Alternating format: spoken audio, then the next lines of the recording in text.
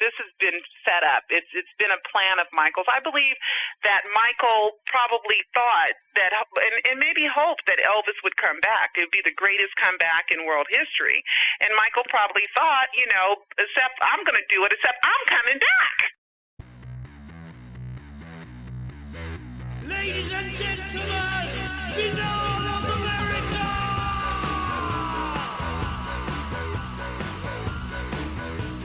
For 8 months, I excused everything until I just couldn't do it anymore. And then when I really dug deep into that, it was the most incredible story ever told, and I was going to tell it. I'm not into death hoaxes. I'm into Michael Jackson. The story has not been fully told yet, but these are the things that make any logical person say,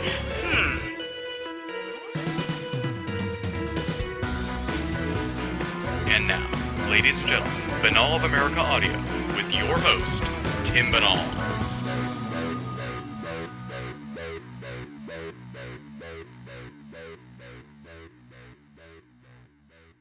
What is going on, my friends? This is Tim Banal of BanalofAmerica.com with another edition of BOAA Audio Season 6. That theme music you just heard for this installment of the program was, of course, provided by our good buddy Pete Diggins. You can check out more of his work at www.aurophonic.com, AUROPHONIC.com. Check it out.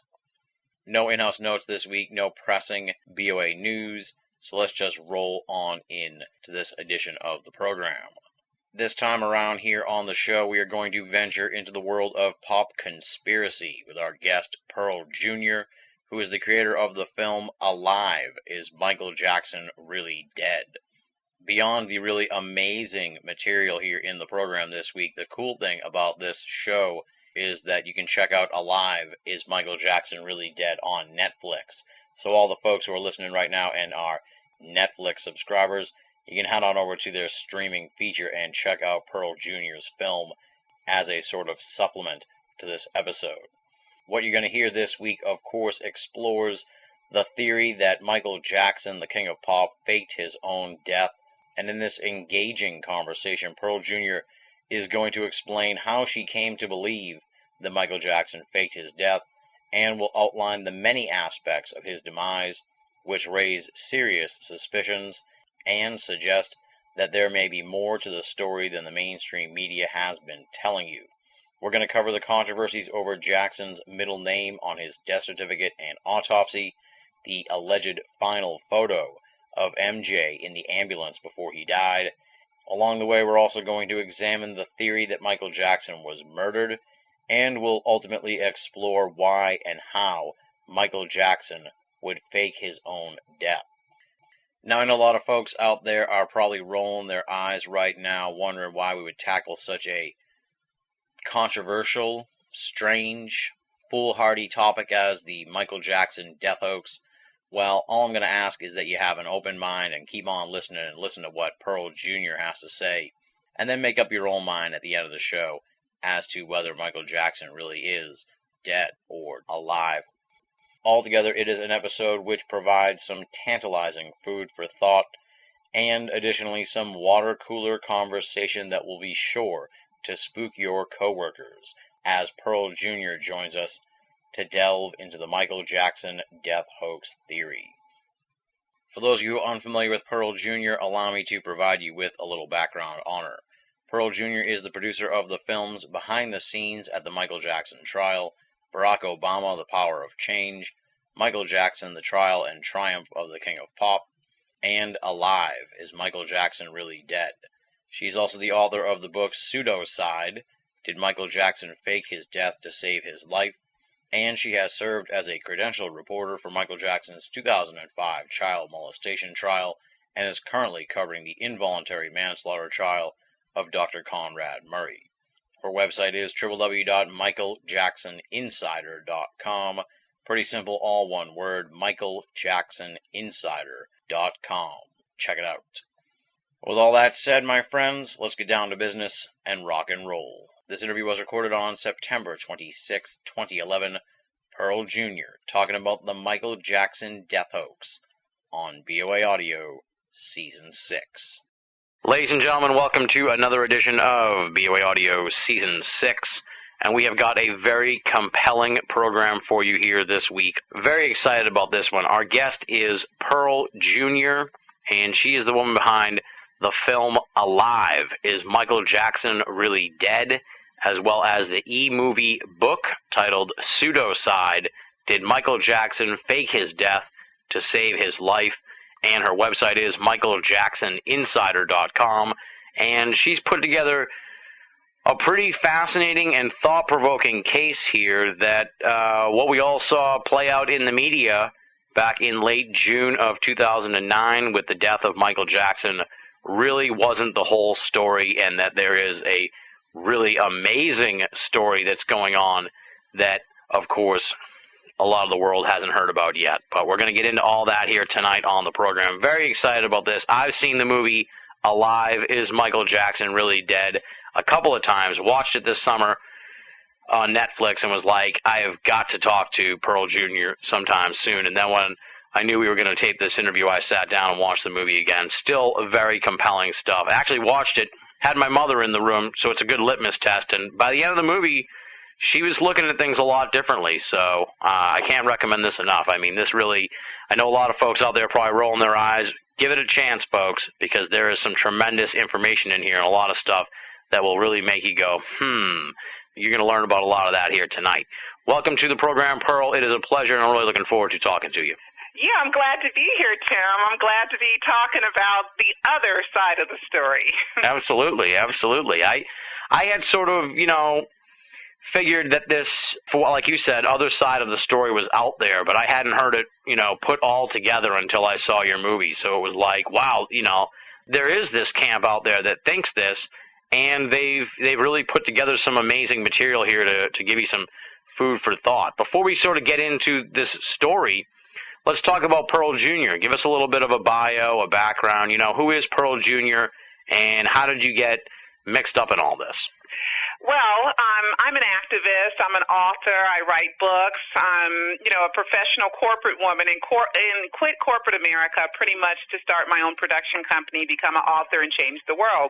Well, I ended up in the world of Michael Jackson. I landed a media credential for the 2005 child molestation trial through a series of events. And here in Los Angeles, which is where I'm from, I had a TV show called True Talk Straight Out of L.A. that we produced. We paid for the airtime and did everything, and that qualified me to be credentialed media, and that was just the most craziest thing that ever happened. It wasn't pre-planned. It wasn't anything premeditated. It just happened, and I ended up there. And I learned so much about the King of Pop, and one of the most important things that I've learned is that he is no child molester. I mean, I couldn't believe that there was no evidence there, just hearsay from people that were pretty much proven to be sharks and manipulators and con artists, grifters, And Michael Jackson, another thing, Michael Jackson is a heterosexual male. We learned that by seeing his 10-year stock of Playboy and Hustler and all the magazines that men have, with his fingerprints and all DNA and oh boy, all that stuff. So Michael Jackson is a regular heterosexual and has no interest in having sex with little boys or little girls or anything like that. And I got to know the man from an insider point of view instead of just as a fan. Of course, I was a fan growing up, loving the Jackson 5 and Michael Jackson, and kind of fell off and then ended up back there. So I've been in the world of Michael Jackson for 6 years now. And we did stop for a moment and produce a documentary on Barack Obama called The Power of Change. And then we've produced or co-produced 4 documentaries on Michael Jackson. Yeah, this is your production company, Elbow Grease Productions, right? Absolutely, yes. Mm-hmm.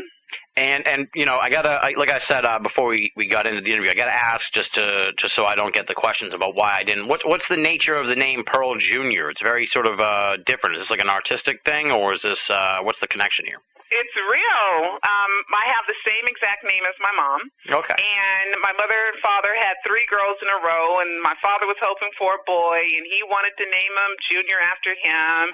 But I came out a girl, and so my mom named me Junior after her, and so it's real unique that you have a girl named Junior. So when I became an author, you need to find interesting ways to stand out, from the rest, and I just cut some things out, and I became Pearl Junior. See, that's good. See, otherwise I'd be wondering about that for like the rest of my life. So we got that cleared up. So before we sort of get into the Michael Jackson death hoax, talk a little bit about what it was like covering the trial, because as you pointed out, it seems like it really just didn't add up, and obviously Michael Jackson was found not guilty. And what I find ironic too is that after he died, or as you would say, after he hoaxed his death, it seemed like the media completely did a complete 180 on the trial and everything, and accepted that he wasn't guilty on all of it. It was very sort of weird in that sense, when somebody dies, that the media changes their tune all of a sudden.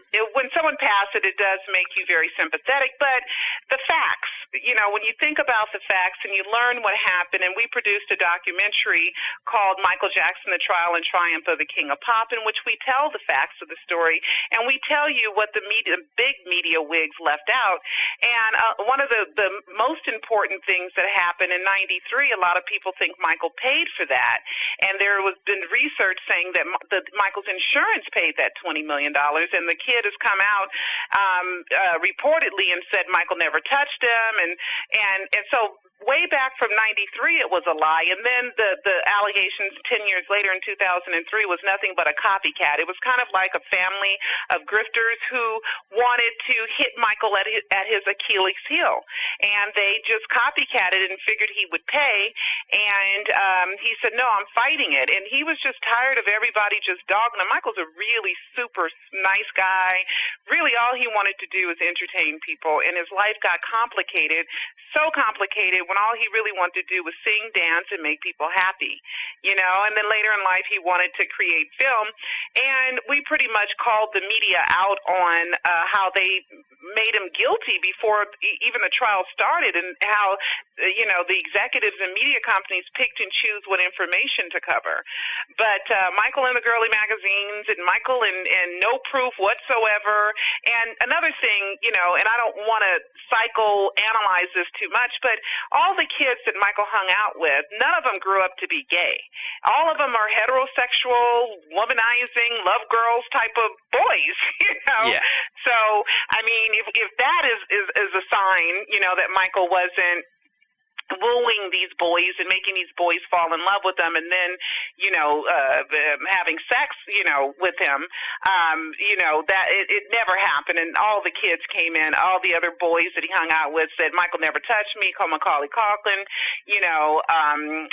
Wade, this other guy that was a dancer. And then there was this one kid that came and said Michael tickled him, and they tried to blackmail him. And then, Tom Mesereau, who did a great job as Michael's defense attorney, pretty much proved that was set up by Diane Dimond, who was Michael's, she hated Michael, and she was pretty much the ringleader for the media to believe that he was guilty, and she paid this woman $20,000 and had her lie in a hotel room in downtown Los Angeles. So it was really kind of tragic and very, very, very sad that someone who wanted to make the world a better place and who wanted to, just create a happy place, especially for children. He figured, if children were more loved, they would grow up to be nicer adults, and that was his answer to world peace. It may sound naive and silly, but in his mind, that made sense to him. Yeah.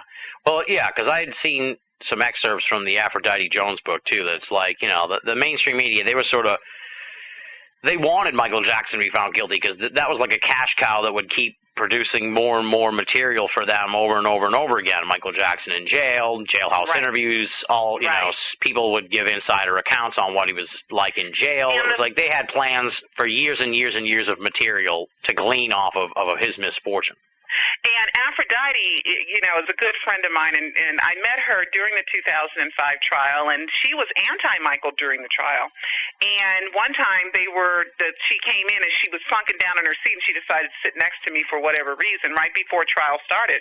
And I said, "What's wrong?" She said, "They're calling me bitch, bitch, bitch." And I said, "Well, I mean, you're out there, saying that Michael's guilty and not presenting the proper facts. What do you expect?" Yeah. And then I was done, And after the trial, she called me and she said, "I want to have a meeting with you." And she said, "I saw your documentary, and and I have to admit that I was wrong, and I want to make up for this." And that really shows a stand-up person to admit she was wrong. And she said, "I'm going to, tell the truth about what happened." And she thanks me in her book. She gives me credit for giving her the courage to move ahead and tell the truth and to write the book. So I'm really proud of her for having the guts to admit she was wrong and to right that wrong. Now, did you get the chance ever to meet Michael, in the, I guess it would be about 4 years or so that you were sort of back in the mix before he allegedly passed away? Well, in certain circumstances, it's hard to answer that because the safe one is to say no, but it would not be absolutely accurate. I have been in close contact with his publicist, with his manager, with me and Michael have talked through people to each other, through airways, lots of different ways, and it was the weirdest thing on Carrollwood, which is the house in which they think he died in, where he disappeared in, and a friend of mine that I had met at the 2005 trial, she owns Star Maps, and she sells maps to Star's home. Anyway, she had been on that corner for 10 years, and I couldn't believe it. She called me one day, and she said, "Pearl, what does Grace look like?" And Grace was the children's nanny, and I was like, "Girl, Michael is not moving in that house. Stop tripping. You are Michaeled out," and Michael actually moved into that house, so I had an excuse and a reason to hang out at that house, and Michael would come out, and I would videotape, and he would say hi to the fans and hi and stuff like that. So I was very aware. I had been to that house where fans literally camped out outside of his house. I had been there, and the day before, the 24th, I was down there, 24th, the day before the death announcement, and I saw Dr. Murray's car leave at 3 o'clock in the afternoon that day, which is kind of weird if he stayed overnight all the time, and the fans did not tell me that a doctor had been spending the night until the day before. And I asked them, I said, "Well, how long has the doctor been spending the night?" And they said 10 days.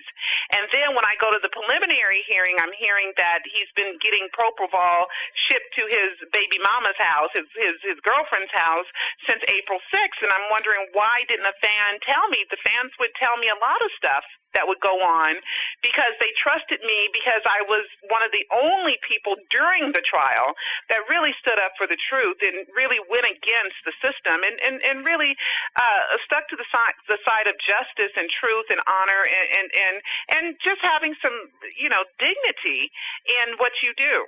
And I was trying to convey this to a cousin of mine who's young. He's like 12 years old. A lot of people don't, for the younger listeners, I'm in my early 30s, so I kind of, was young myself, sort of when Michael Jackson peaked. But it's hard for people in this 24/7 news cycle, internet age to really fathom just how massive Michael Jackson was at his peak in the 80s yes. and early 90s, and obviously still up until the time of his death. But it was a different sort of a fame. It was, right. an unfortunate Infamous. sort of infamy. Yeah, exactly. But even during the peak there, it was unbelievable. It's hard to even put into words. Imagine Lady Gaga times 1,000. I mean, that's as close as you can go.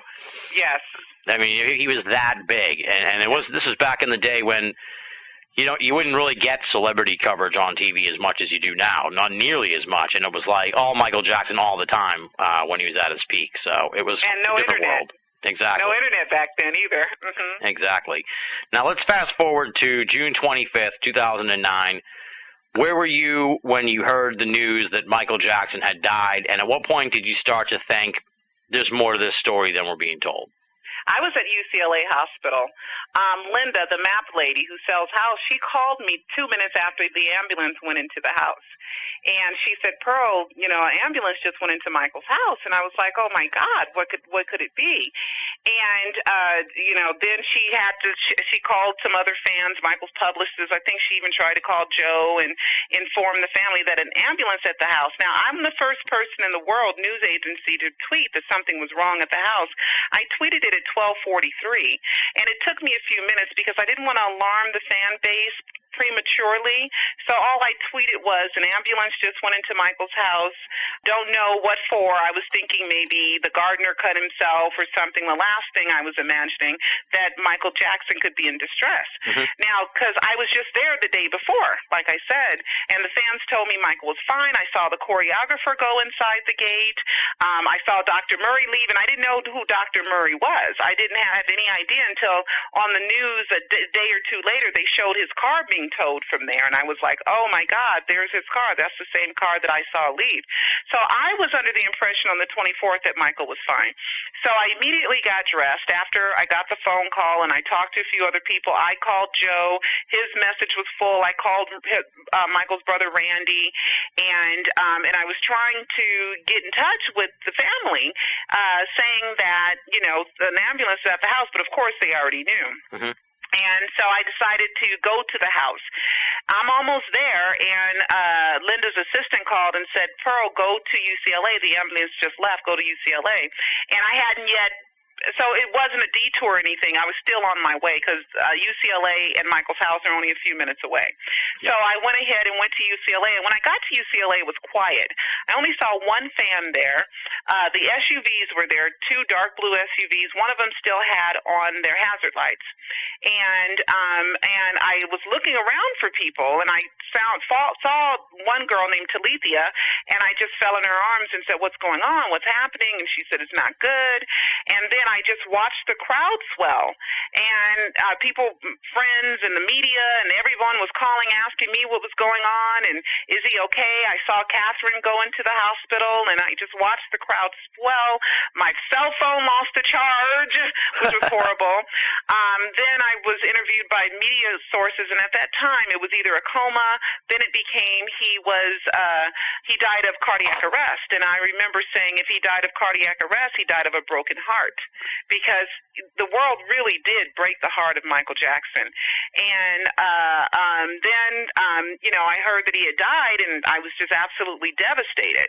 And later on that day, I did a radio interview about it, and it took me probably about 8 months to really say, okay, I'm surrendering to the death hoax. I had fought the death hoax because I am a sensible person.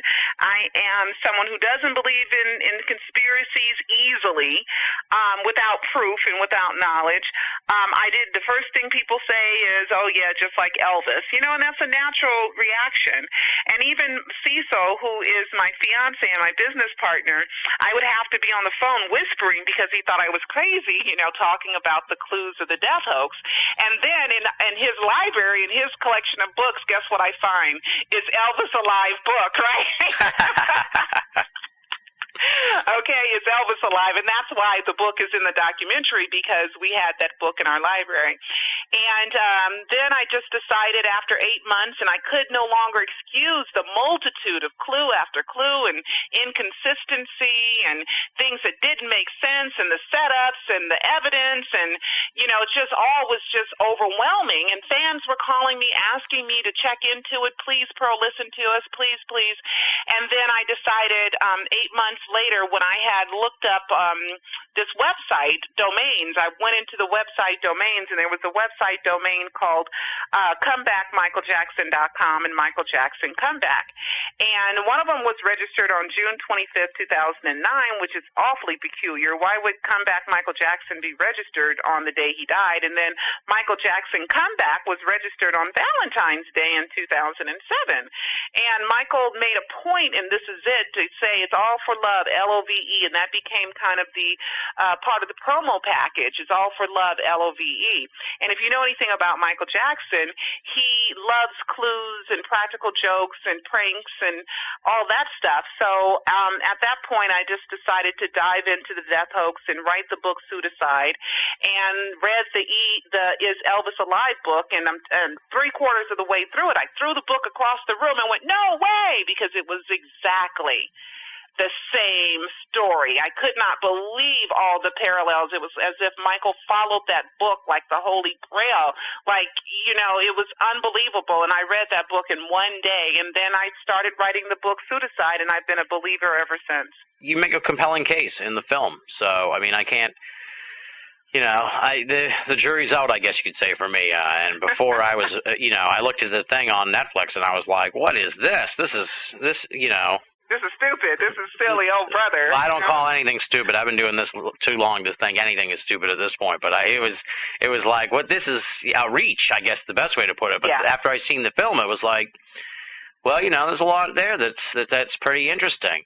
Now, maybe we should start with the biggest dog, I guess you could say, or the best nugget. What really stands out to you as sort of the real wow clue in the whole mythos here of the death hoax? I'll give you the one that I thought was the biggest at that time, because we are dealing with a span of over 2 years. Mm-hmm. It was Joe Jackson's behavior. Joe Jackson raised those boys and took those boys on tour. He was the one that traveled with those boys. He was the one that protected those boys. He's the one that disciplined those boys. He is the one that must have had the perfect mix of encouragement and discipline. Because if he just beat them and they were scared to death, they sure wouldn't have turned out all that great music that we know that the Jacksons have done. And Michael and Janet and all the rest of the family sure wouldn't have turned into very giving, charitable people. So Joe Jackson's behavior was very nonchalant, and I kept waiting for Joe to lose it and pretty much fall apart, and he never did. And one Joe did fall apart at the 2005 trial that I witnessed. There was an announcement of a false verdict that came in, and Joe was at the car wash, and somebody called Joe and panicked and said there was a verdict or something, and Joe raced to the courtroom in Santa Maria, and he was moving his way through the crowd, and he was trembling, and he was shaking. He was like, move out of my way, where's my son, where's my son? And he was just frantic, and you could see a father's straight panic that, because none of Joe's boys were going to jail, period.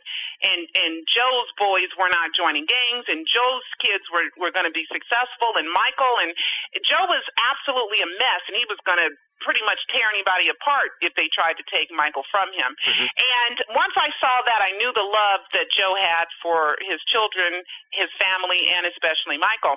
Anyway, Joe never lost it, and I've had many, many, many conversations with Joe. I think I've talked to Joe more than any other family member. And Joe just seemed to be kind of like, yeah. And so I knew something was up then. Now, the biggest clue to this day now is the fact that there's still no name on the grave. Over 2 years later, there is still no name on the grave. And to follow that up, Michael is not listed in the Forest Lawn database. Mm-hmm. And the grave is tucked away so nobody can really see that there's no name on the grave. And I had called Forest Lawn a month after the funeral that they had, the burial, September 3rd.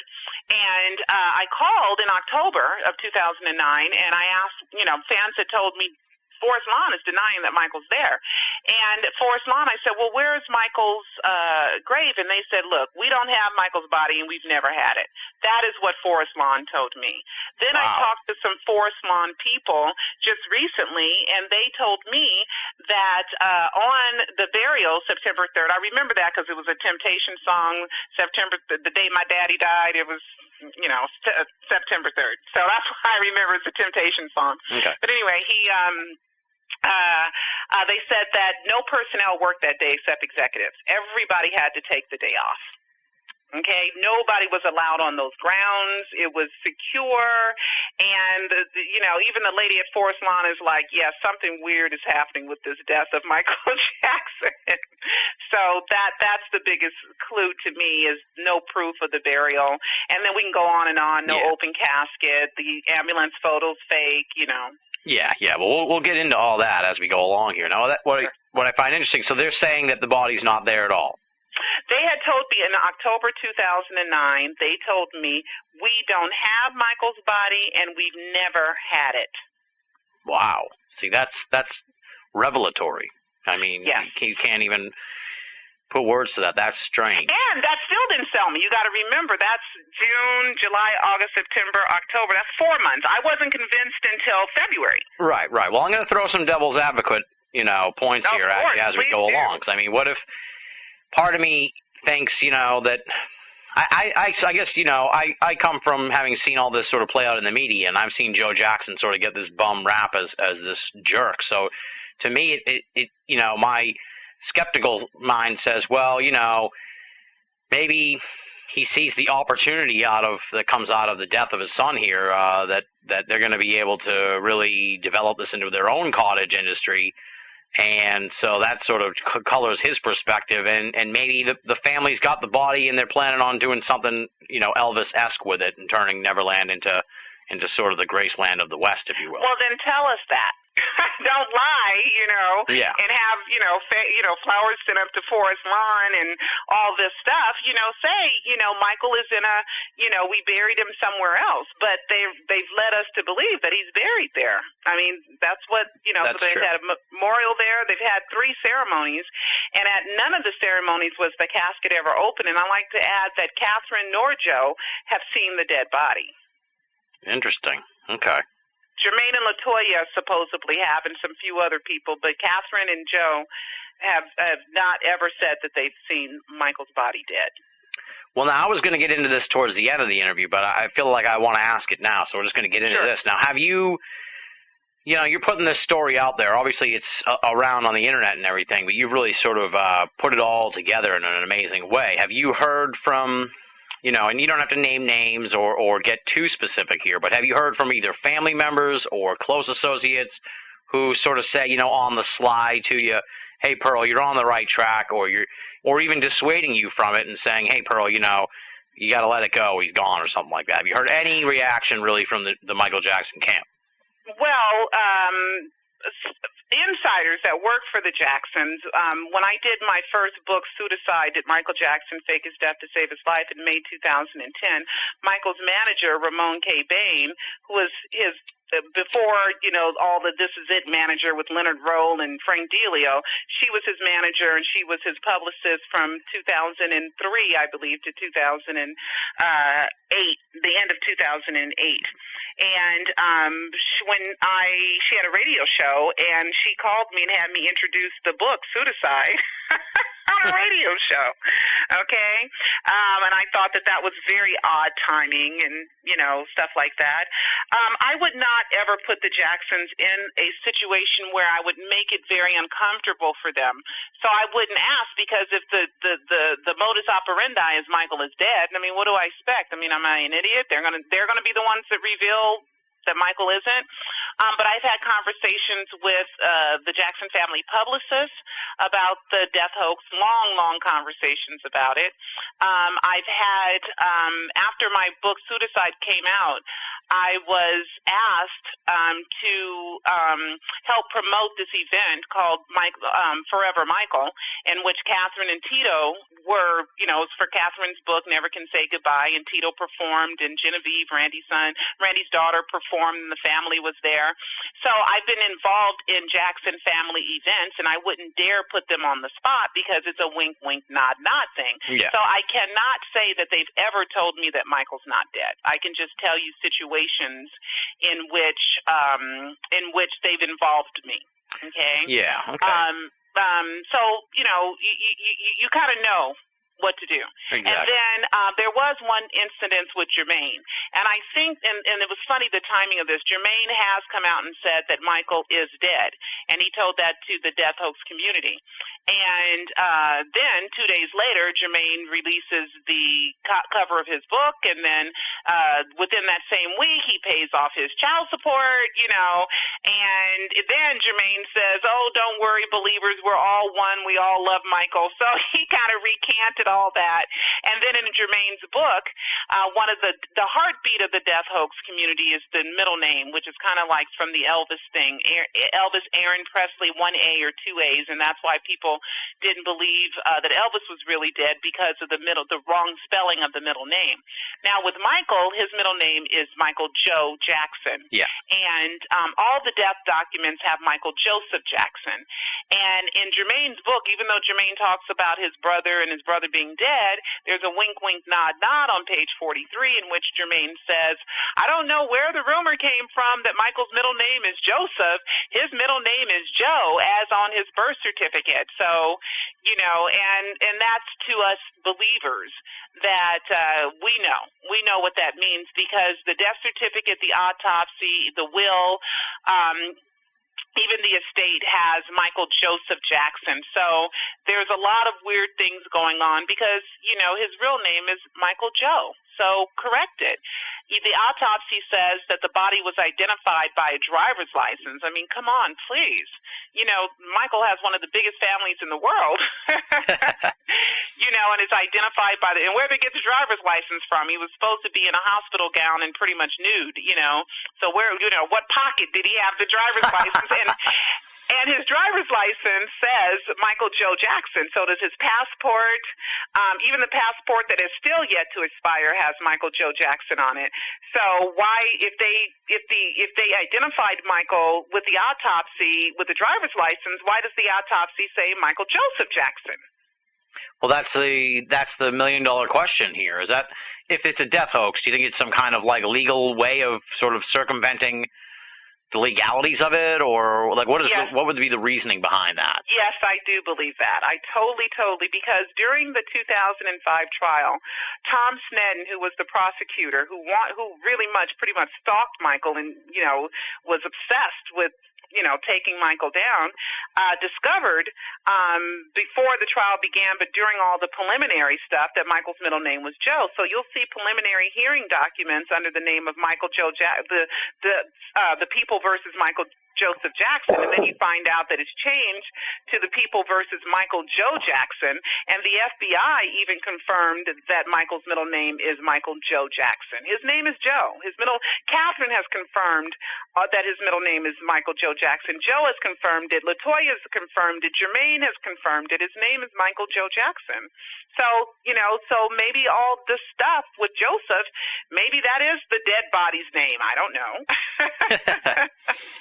Yeah. And just to sort of put a little clarification on it for people who are listening, it's like, and all of the documents surrounding the death have the middle name as Michael Joseph Jackson. Absolutely. And that's not his name. His name is Michael Joe Jackson. Mm-hmm. Very weird. Now, I found it interesting, too, that in the movie you point out that there was actually, I guess you could say, a previous Michael Jackson death hoax on Christmas Day of 2008. So about literally 6 months before absolutely the alleged death from some DJ who claimed that Michael Jackson had died on Christmas Day. Of a drug overdose, exactly 6 months prior. Come on. Yeah, in Albuquerque, New Mexico, yes. And then I researched who the owners of this radio station are, and they were two brothers that owned a station in Santa Maria, which is where Michael's from, where Neverland is. Isn't that odd? Da-dum-da-dum.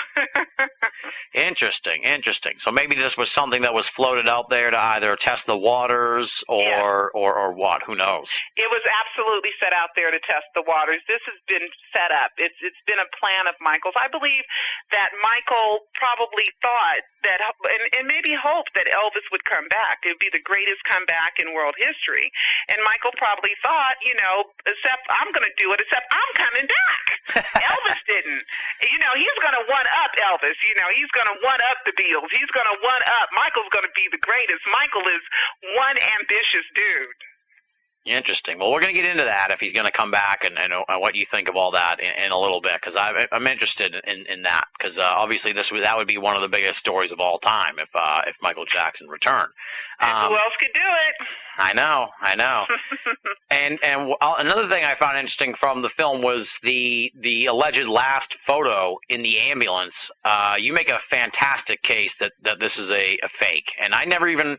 You know, it may have trickled out later after the fact that it was a fake, but I never really heard that. Until I saw your film, I was under the impression that picture of him in the ambulance with the neck brace and the mask on for breathing was a legitimate photo until I saw the film, and then I was like, well, that really was the one that kind of turned the corner for me as I was watching the movie, where I sort of sat up in my seat and said, I got to start really giving this more credence than I thought. So talk a little bit about that whole thing.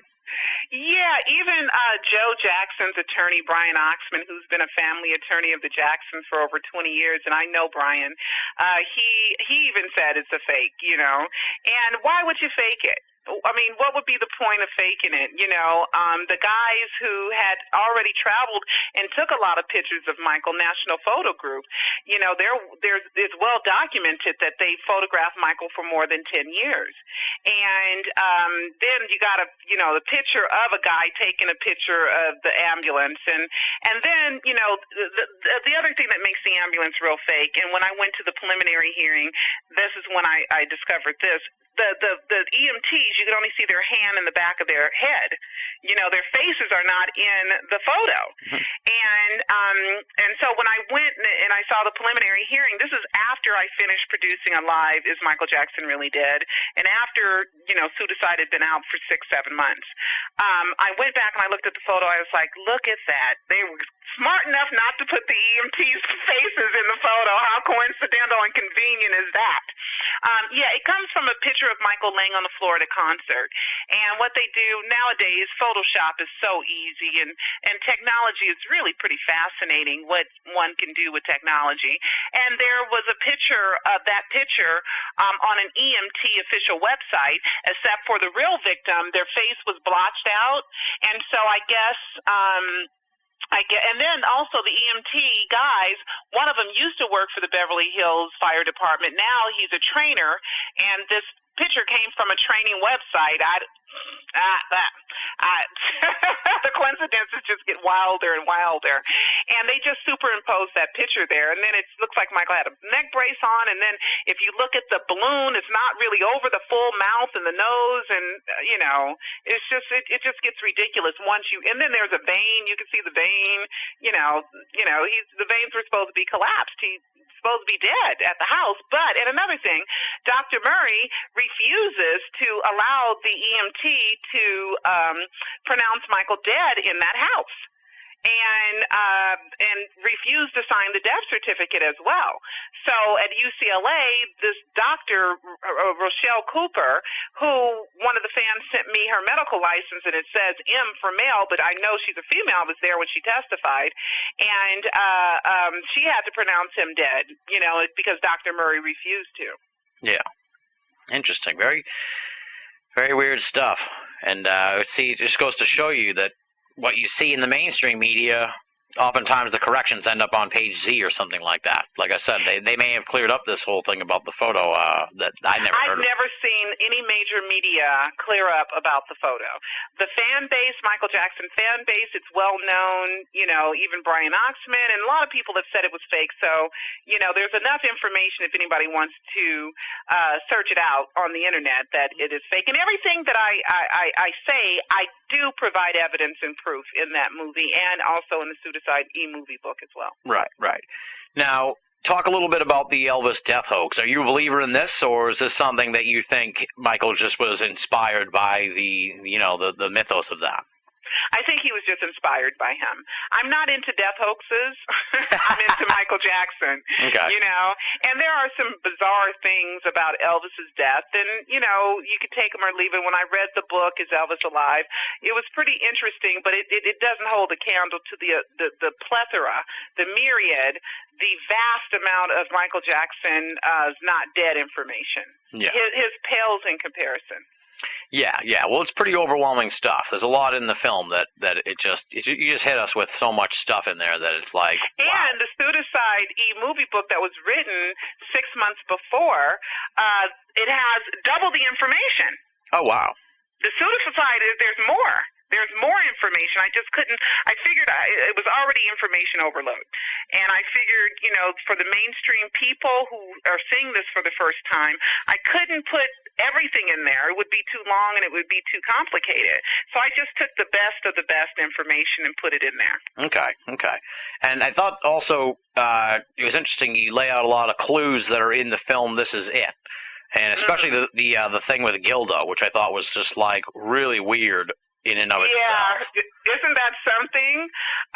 The Gilda movie, the fans had been saying that, you know, it was about a fake death, so of course I ordered the movie. They don't have the movie at your local Blockbuster, so I had to order it. And I'm not going to take someone on their word. I'm going to double-check everything, you know? And sure enough, the movie has a subplot of a man who fakes his death and comes back, so why else did Michael put that in This Is It? It's very weird, yeah. For folks who haven't seen the film, there's a clip of the film Gilda with Michael superimposed over the lead of the film, and the movie, as Pearl just told you, is about a man who fakes his death. So the coincidences are eerie. If this isn't a death hoax, this is just a really creepy, eerie layer of coincidences here. And then the one that Michael left during, you know, the most famous choreography in the world is Michael Jackson Motown 25 doing Billie Jean, you know, where he tosses the hat, and I mean that's catapulted him to super worldwide stardom, that performance, even though I always knew what a great, wonderful, talented little boy he was, in love with him since I was, you know, 6 years old. But that catapulted him, and so in This Is It, he changes the choreography in Billie Jean, and he pretty much mimes, I want you to see that I'm going underground. I want you fans to see that I'm going underground. And he's pretty much letting you know, and that's a clue directly from him, and that's in the Alive documentary, and in, of course, This Is It. Yeah. Very, very odd stuff. Now, talk a little bit about the transport of the body, because a lot of strange things happened there. You know, where it ostensibly, if they're moving a dead body, it shouldn't be moving as much, not just physically moving or changing. You know, the way they've got it laid out. But as you show in the film, you know, the way the body is prepared, that's the word I was looking for, undergoes a variety of changes over the course of its journey, I believe from maybe the hospital to the medical examiner's office, or I'm not sure exactly the specifics of the journey. From UCLA to the LA County coroner's office. So talk a little bit about that strange journey. Well, you know, all the news cameras, of course, recorded that, and I wasn't home at that time. I was at UCLA, and then I was at KBC Talk Radio doing an interview, so I didn't get to see it live. And what happens is you see the body come out of UCLA on top. Now, there was a helicopter that arrived around a little bit before 3 o'clock, and I thought that was Joe Jackson arriving. I saw it land on the roof. I later learned that they thought they were picking him up around 3 o'clock, but they decided not to. I don't know what that was all about. But anyway, around 6 o'clock, the body comes out of UCLA, and it has straps. It's strapped down in white sheets on a gurney, and it's rolled into the helicopter. And all the major media outlets recorded this live and shot it out to the world live. And in the helicopter, you got to remember, if there's a video of the helicopter, somebody's above the helicopter videotaping the helicopter, right? Yeah. You see the body move. You see, it's all in the movie. You see the body move, and then when they land the helicopter and they're getting the body out and they're taking the body from the helicopter to the actual coroner's truck, you see that it comes out without any straps. And the body bag, it's not a body bag, it's like sheets because it's tied at the top. What the heck is all that about? Yeah, very weird, very weird. And the coroner did say later on, I did confirm with the coroner that they received Michael's body, at least that's what they say, around 6 o'clock. So they didn't get it at 3.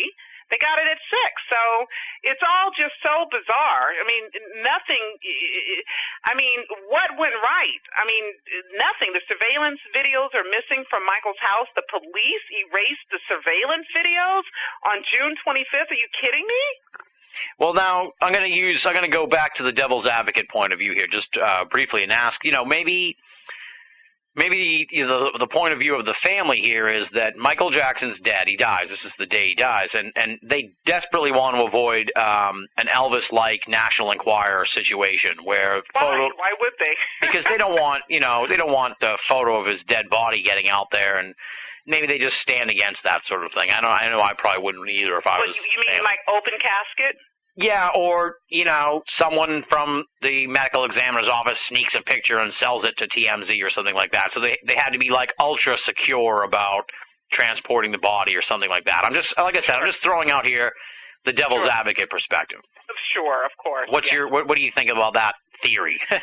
Well, yeah, that's what I did for 8 months. I excused everything. It's just this. Oh, it's just that. Oh, it's just this. Oh, it can't be. Oh, it's just you're imagining. Oh, Yeah. And then eventually it's just so much information that stacks on top of stacks to where, you just can't ignore it anymore. The family, you're right.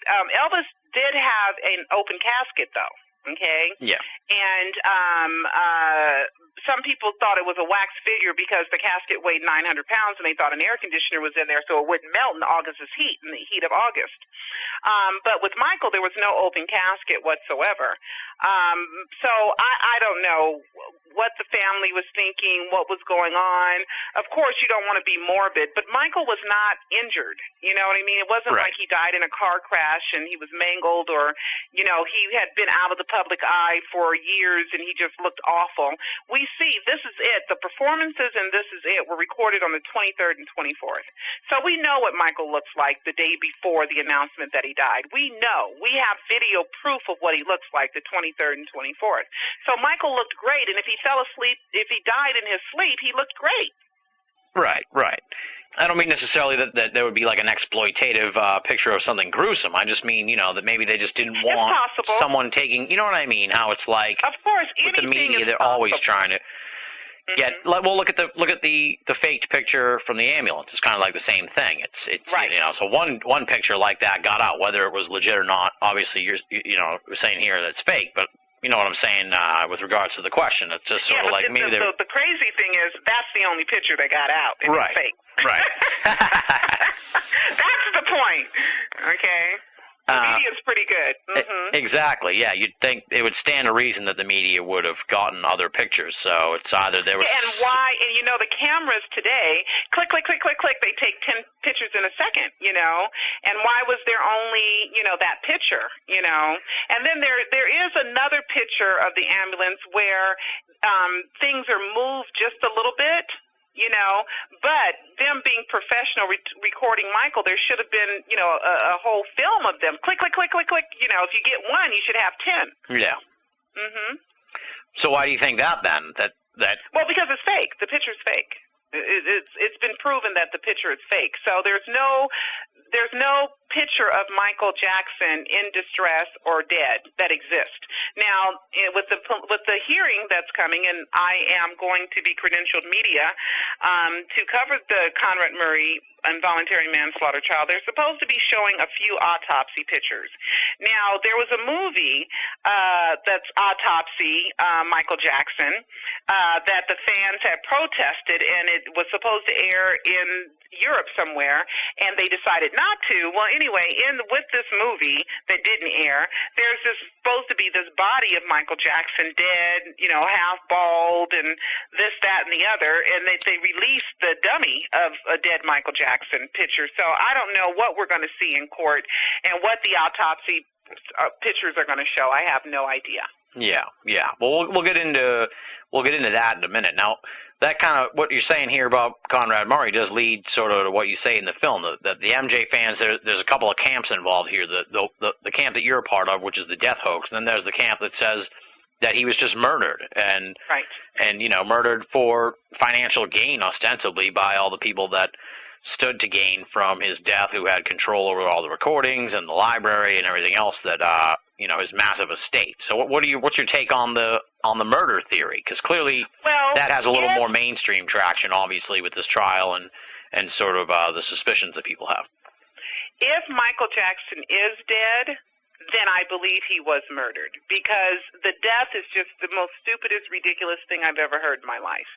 You have a doctor that's supposed to be watching you while you're under an anesthetic, okay, a dangerous anesthetic. Anybody can look up Diprivan, Propofol, they're the same thing. And within the first paragraph, it says it stops your breathing. Right. So the first thing you do, now Michael, he's been giving Michael this for 3 months. He got it delivered. The first shipment went out April 6th, 2009, and all the way to, June 25th when they said he died. So all of April, May, June, and you don't have the proper resuscitation equipment? Please tell me you're kidding me, okay? Then Dr. Murray doesn't know CPR. He's giving it to him on a bed, a soft surface. This is not just an MD. This is a cardiologist that knows every organ of the body and knows how they work and what supports what and what's connected to what. There's no way that you don't know that the heart and it needs to have support, and you need to do it on a soft, hard surface.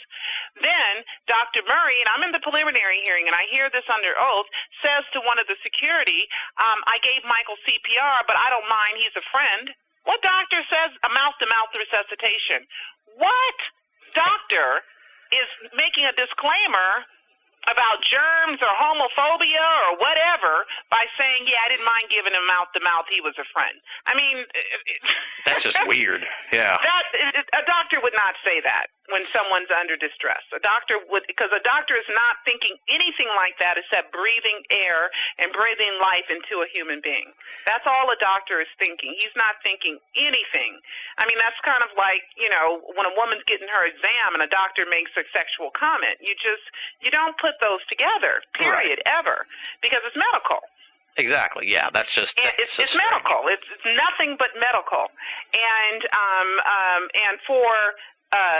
so basically, nothing that Dr. Murray did that day supports any action of any doctor. Period.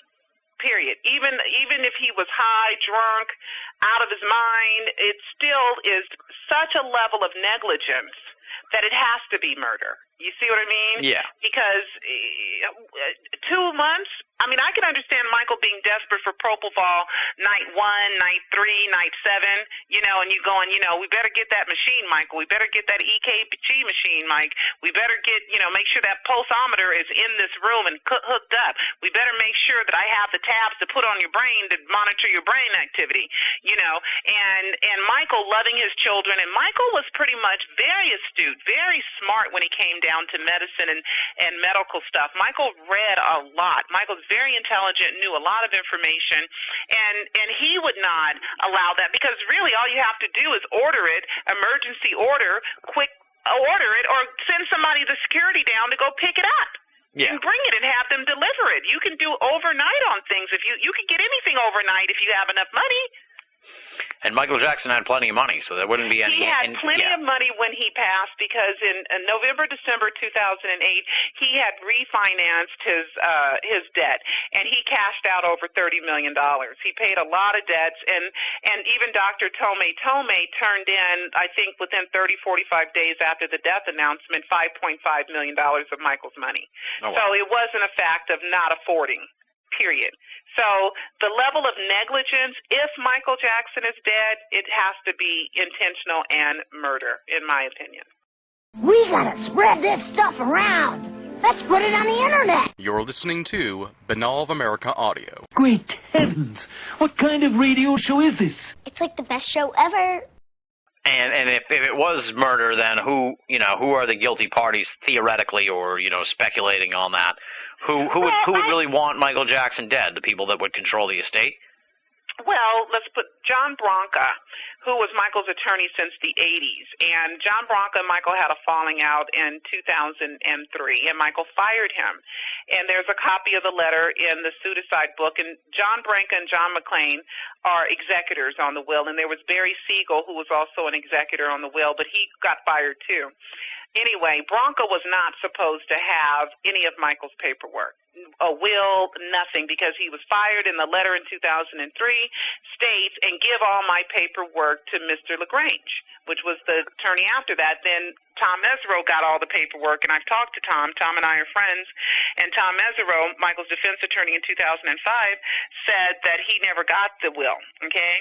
Now, 8 days before the announcement that Michael died, June 17th, John Branca meets Michael at the Great Western Forum, which is where the Lakers used to have their games, the LA Lakers, before they moved to the Staples Center. Mm-hmm. Michael was rehearsing at the Forum at that time, and John Branca came there and was rehired 7-8 days before the death announcement. Now, that's funny, suspicious timing, but I go back to Michael's relationship with AEG, the people who put on This Is It and own the O2 Arena in London, where Michael was supposed to be doing all those This Is It live performances. Well, with the domain registrations, and you got to see the movie for the domain registrations, but anyway, LALive.com was registered in 1996. And Michael Jackson Live, it was registered in the year 2000, and we know the place where the Regal Theater opened, and pretty much the world's attention on this theater opened for This Is It, is called LA Live. So we have LALive.com. We have LA Live opening up the Regal Theater. Philip Ann Schultz, who owns LA Live, the O2 Arena, he owns more movie theaters than anyone else in the world. And you have Michael Jackson Live registered in 2000 and never used for anything but to sell tickets to This Is It. So I believe that leads me to the conclusion that John Branca helped ink this deal way back in the year 2000.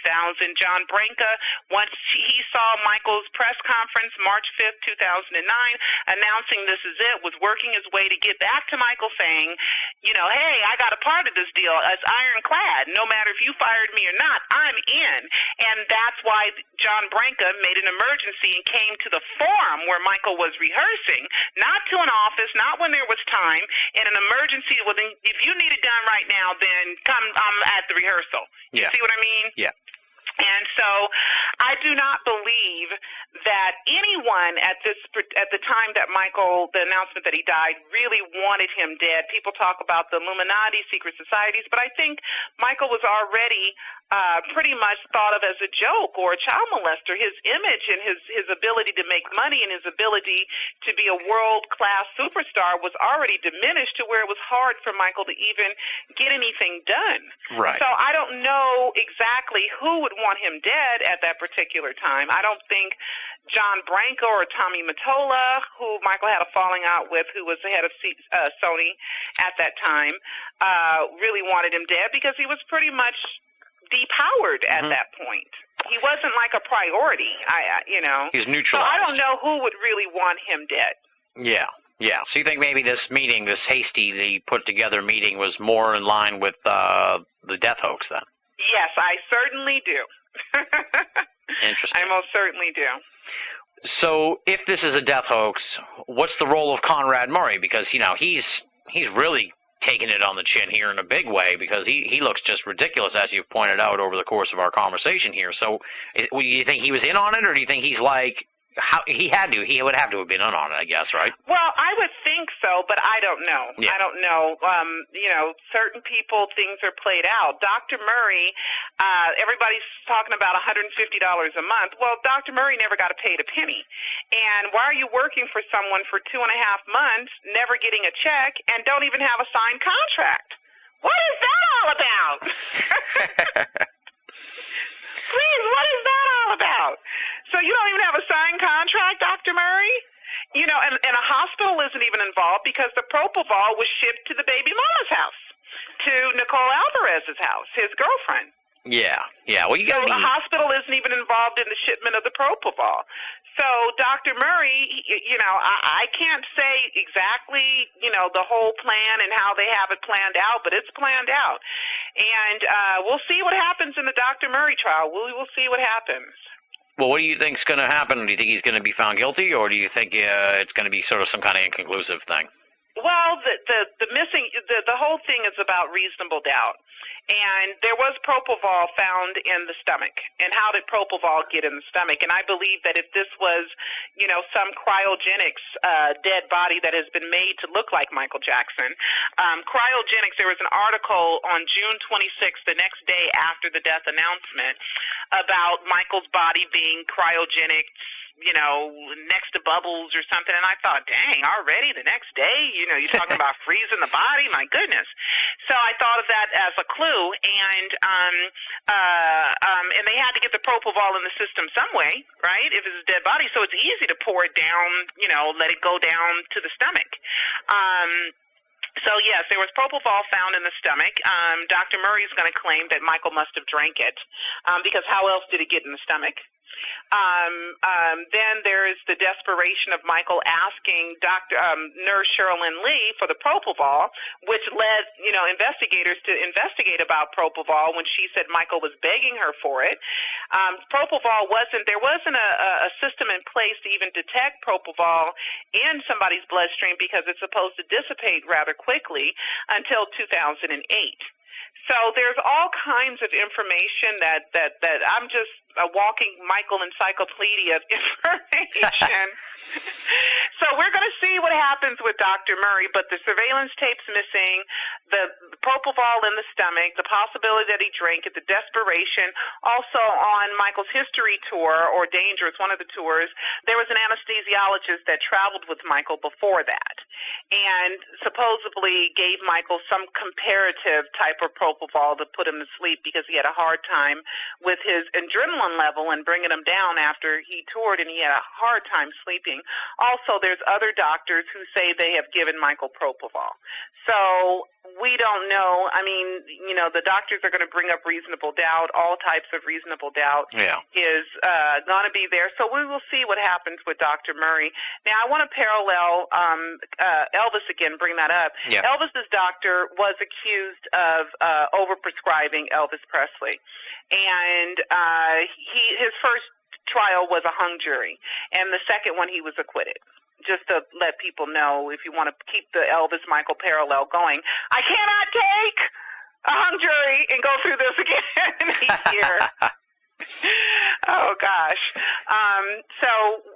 We will see what happens. And then Anna Nicole, what happened with her doctor just said Dr. Murray's a good doctor, and he did what he thought was best. He was acquitted in the Anna Nicole case.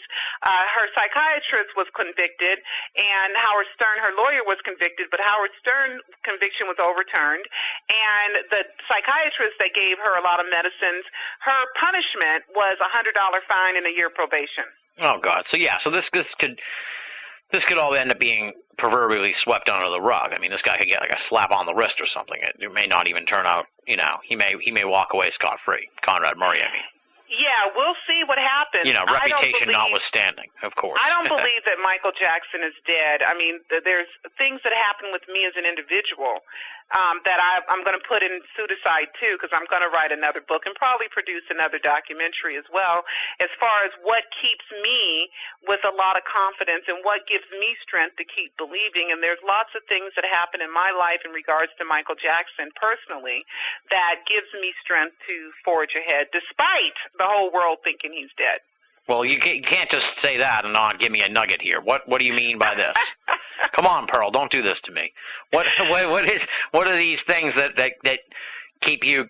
Are you talking about some kind of indicator that you're on the right path? Yes. Well, give me something. Give me a bite. This is something that I've already pretty much released. Okay. There was a picture, "See You in July," the autograph that Michael had, that was released May 2009, that said, "I love you, Michael Jackson. See you July 2009." and there's an arrow from the Michael Jackson signature to 2011. See you 2011. And with that was all this controversy and stuff like that. And I know it's Michael's signature because I saw it in May 2009, and I thought, why would you sign a picture saying see you 2011 when you're going to be doing this as it in 2009? And I found that very peculiar and crazy. Why would you do that, Michael? And then this one website had said copyright claimed it and all this stuff. And these emails that I got in relation to that letter, the picture was taken on my birthday, May 6th. An email about that was on my daughter's birthday, and then another email about that picture was on my son's birthday. And you can go to michaeljacksininsider.com, and you can pretty much see the real explanation of the July 2011 autograph picture. And also the MJ Place, 2 days after I recorded the video and the day before I uploaded the video, the MJ Place, they went out of business. They shut their website down, shut down their YouTube page and everything. So there is a lot of, and there's even more, but you got to wait for Pseudocide. I just can't tell it all. Okay. But I can hear the audience now. They're saying, but but Pearl, it's late September 2011. Nothing happened in July 2011. So it's a miss. Things did happen in July 2011. The announcement of the tribute concert happened in July 2011. Also, July 2011 was supposed to be the date the trial was supposed to end because it was postponed and postponed. Mm-hmm. The trial was supposed to end July 2011. Now, I explained that maybe Michael said, see you in July, and then he meant 2011. Who knows? But he signed that, and I can guarantee you that's his signature, and he released it in May of 2009. So maybe he had to change his mind, whatever. But for your audience, go ahead and just watch that video. You'll see it on my website, michaeljacksininsider.com. Now, what will happen in July 25th, 2011, was a press conference with the family, with Catherine, LaToya, Jackie, Tito, and Marlon. All attended, and I matter of fact, I'm wearing my Michael Forever T-shirt right now. I have it on because I can't wear any kind of Michael gear to the court. So anybody out there who's attending the trial and you want to be allowed in the courtroom as public, you cannot wear any kind of Michael makeup, impersonator, or pro-Michael T-shirt, or anti-Michael T-shirt, or anything. You're not allowed in the courtroom. Leave the glove at home. Right, leave the love. Well, or just don't bring it in the courthouse. You can come outside, in front of the courthouse and do that, but you can't get in the courtroom where the jury can see you. I see, because you might sway them, Yeah, so you can do it outside in front of the courthouse all day long. What happened that day was they announced the Michael Forever Tribute Concert, and it's to be held October 8th in Cardiff, Wales. Now, October 8th is a really important date. That's the same date of the Elvis tribute. There was an Elvis tribute October 8th, 1994, in which Michael and Janet, Lisa Marie, who was Michael's wife at the time, and Priscilla, Elvis's ex-wife, was all there, attended. Mm-hmm. And so that matches up along with the Elvis death hoax, and Cardiff. Cardiff, Wales is a place where Michael has performed before. It's this huge stadium, 75,000 seats. But Cardiff is also the name of a hoax. The biggest hoax in U.S. history was in Cardiff, New York, and it was about a 10-foot dead body that many people thought was real, and even 4 doctors had confirmed that this dead body was a real dead body. And the hoax became so famous that even the Mr. Showman himself, P.T. Barnum, who Michael just loved and thought he was just the greatest showman on earth, even copied the hoax. Okay? So what we get in July 2011 are all these huge clues. Now, Catherine had already did a Forever Michael event in which they asked me to help promote it back in June 2010. So now they're calling it Michael Forever. So those were the big clues that Michael gave us in July. Like, sorry, I couldn't make it, but here you go.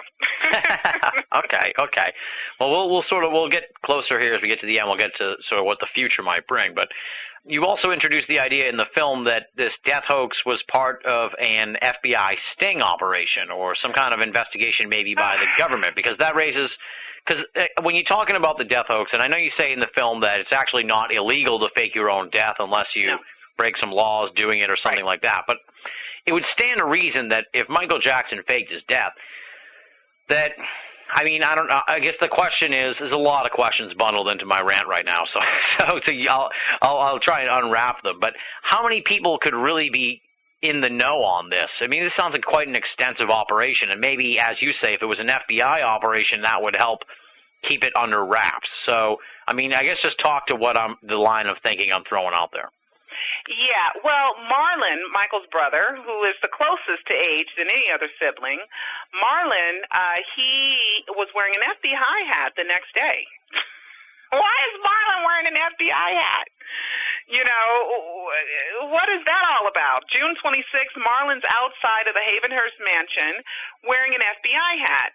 Then the same outfit that Marlon has on in the car where his brother Randy is driving him, and because Marlon lives in Georgia, Randy is driving him, and apparently they go to the taping of their miniseries, their reality show, Jackson Family Dynasty, okay, because Marlon's wearing the doggone FBI hat in the doggone reality show.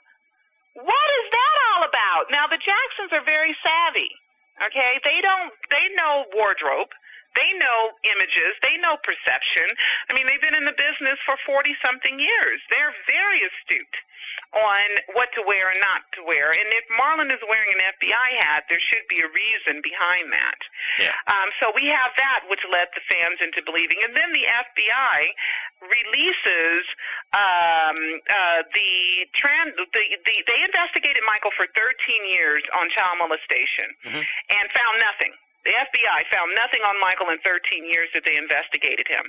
Well, Brian Oxman said after the announcement that Michael died, who was the family attorney, claimed the Freedom of Information Act and told the FBI to release the pages. Well, they released all these pages clearing Michael Jackson of child molestation, and in those pages is the confirmation that Michael's middle name is Joe.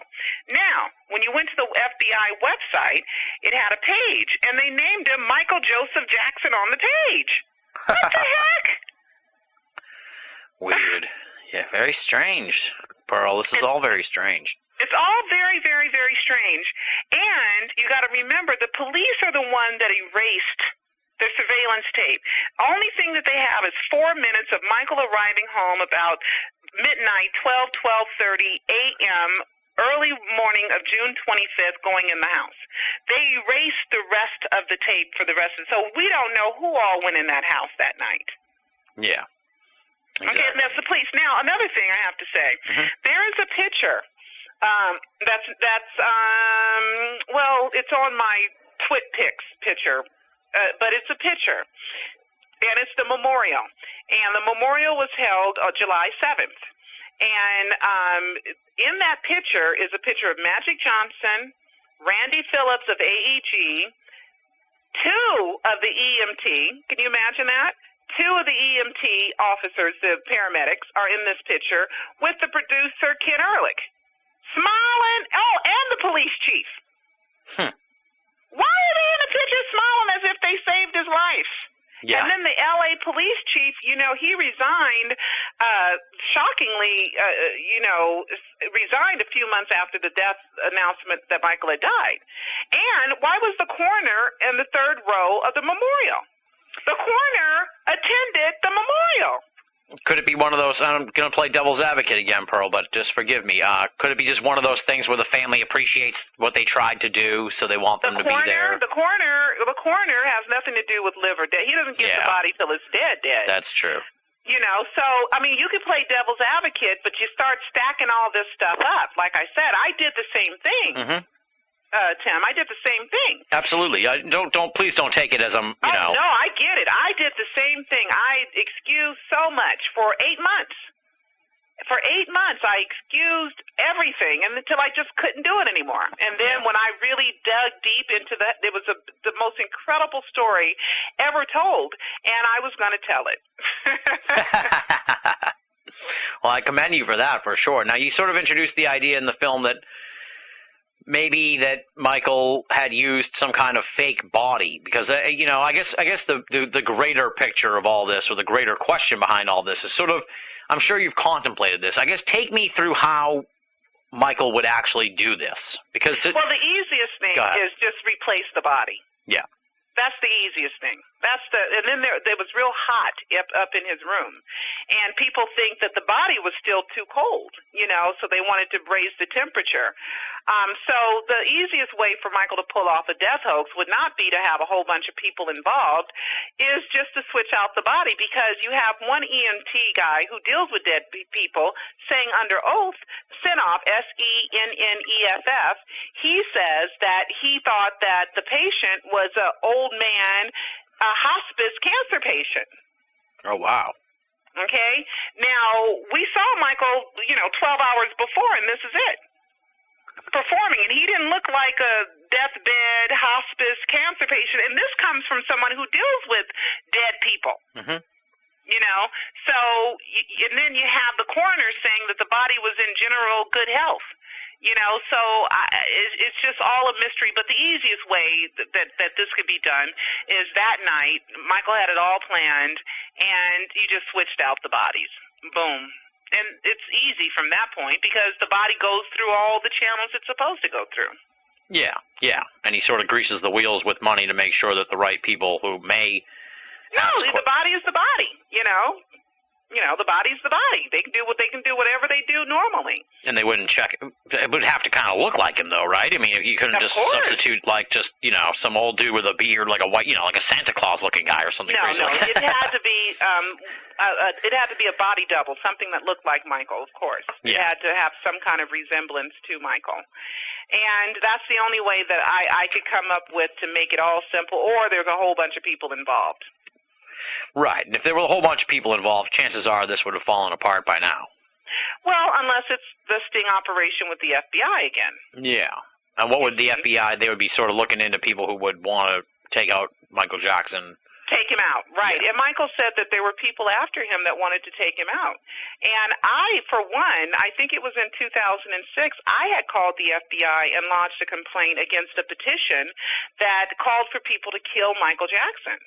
So I called the FBI and lodged a complaint against that petition myself. What was this, like stemming from the child molestation accusations and stuff? Yes. Oh, people are strange. Yes. Mm-hmm. Weird. So who knows? I have, the story has not been fully told yet. But these are the things that make any logical person say, Absolutely, yeah. Well, it made me say that because I was just stunned as the movie unfolded. So I commend you. Now so we're going to operate within the realm that Michael Jackson has faked his death here, and we'll leave the skeptical part behind. Now, where is he now? What is he doing? And what is his agenda? I guess you could say. I guess he has a plan, and he's going to, execute the plan. And also, Michael could be anywhere. I mean, Michael is a master of disguise. He's an absolute master of disguise. Jermaine has a picture of Michael in disguise in his new latest book. I found it very odd that at the memorial, July 7, 2009, that when Marlon got up and talked about his brother, he talked about Michael in disguise. I thought that was very odd. And so Michael is a master of disguise. He could be anywhere. He could be at the courthouse tomorrow. Yeah, well, you mentioned that in the film, that there's a couple of instances in the media fallout from the Michael Jackson death where there are some mysterious characters. Mm-hmm. I presume you have not identified them. Well, one of them is you suggest possibly that Michael Jackson was in disguise on Larry King as a burn victim, which I thought was, Dave, yes, strange and amazing. And I mean, I don't, and that takes. We're already talking a really forgive me, Pearl, but we're talking a really ballsy move here to fake your own death, and then then to appear on Larry King Live in disguise in the aftermath. It's a ballsy move for a little black kid, a little black family to think that they can be the most world famous entertainment family in the history, and one of them would be the biggest superstar in the world. That's ballsy too. Absolutely. But it happened. It happened. Okay? So you're talking about people's lives who have turned straw into gold. You're talking about Michael, who really has, thick skin, who has been through hell and back in the media, who would do something like this.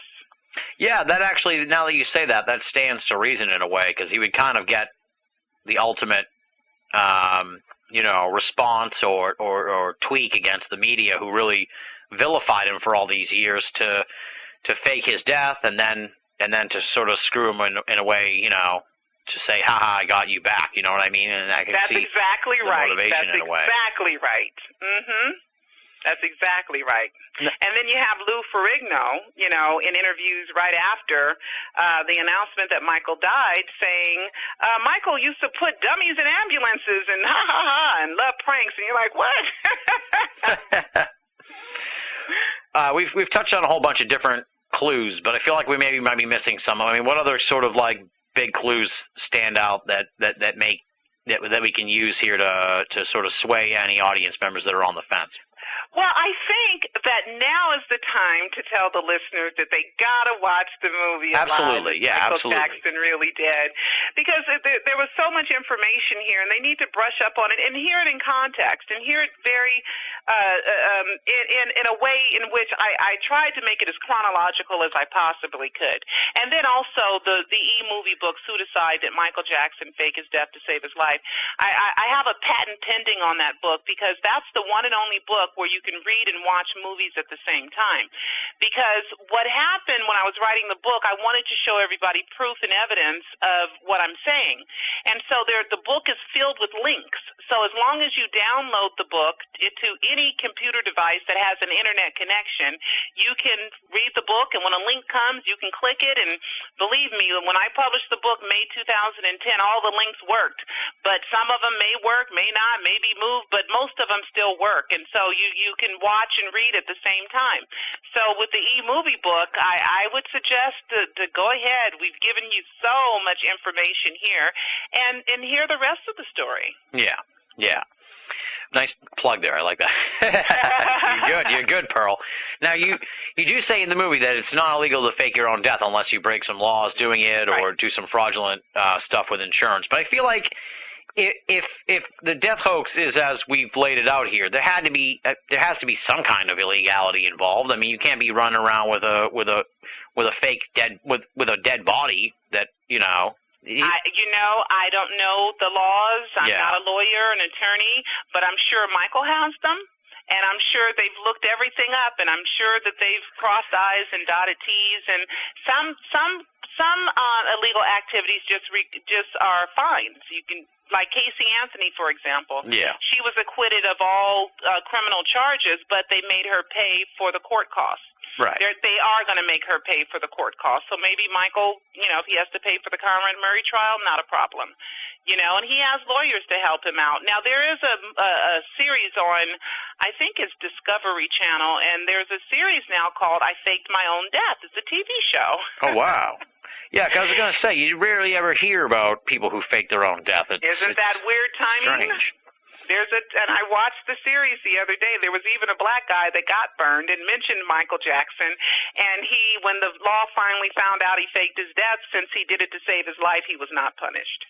Interesting. Yes. So are you of the belief that we're going to see a Michael Jackson come back? I hope so. Okay, that didn't sound very definitive, though. I mean, obviously, it's out of your hands. I hope so. I mean, I'm giving facts. It's left up to people to, draw their own conclusions. What I try to do is just tell you what's out there, tell you the information that's out there, and leave people free enough to draw their own conclusions based on information and facts, and as much information as possible. Okay, but I'm going to go back to this now. Still, I feel like this story this death hoax. If Michael Jackson faked his own death, it stands to reason that he has to come back. That's just how I feel. I mean, I can understand why he'd want to leave and disappear and get out of the limelight and everything, but at the same time, ostensibly he can't really visit his family, or maybe he can sort of sneak and visit them. But it's like, I feel like he would be compelled to come back, given his nature, the nature of his personality. Absolutely, Michael loves to be loved. And with Michael loving to be loved, it will bring him back. And I don't think he left all these clues not to come back, you know.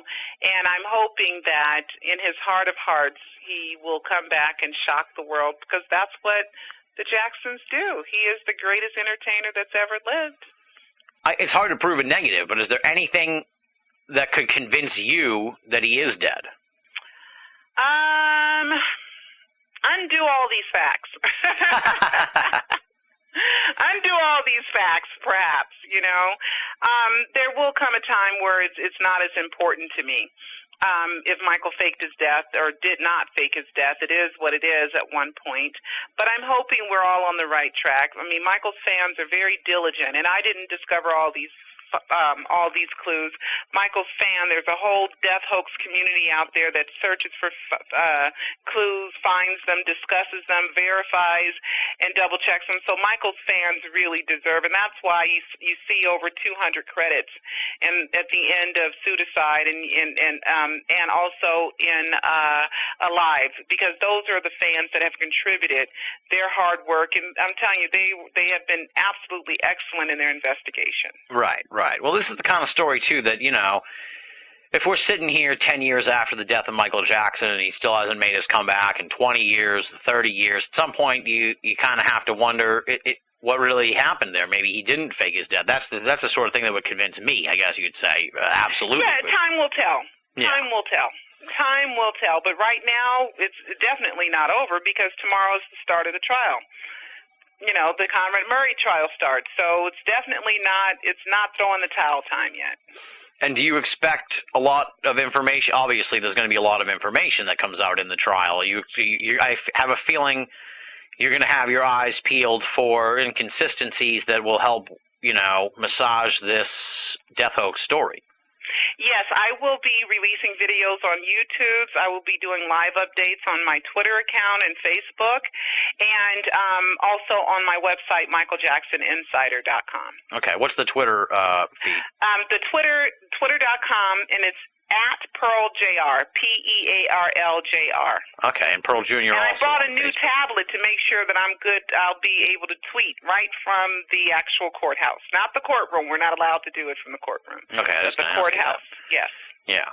All right. So you'll be providing us with information on the situation as it unfolds, because right, and also you got to remember that it will be televised as well.